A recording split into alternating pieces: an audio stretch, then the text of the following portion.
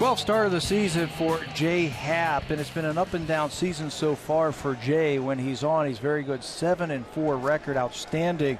Last time out, 8 strikeouts, and he maintained that fastball throughout that whole game against the Chicago White Sox. Cut out and missed. Another high fastball strikeout. That played well yesterday. So funny when you talk about these splits. As a bouncing ball. What an easy inning for Jay Happ. He needed that. Bautista gave him a home run to tie it up, and he put up a 0 in his half of the second. But you're certainly taking away one of the best plays in the game.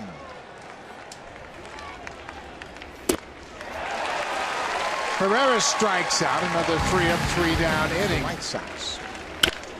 Hot shot.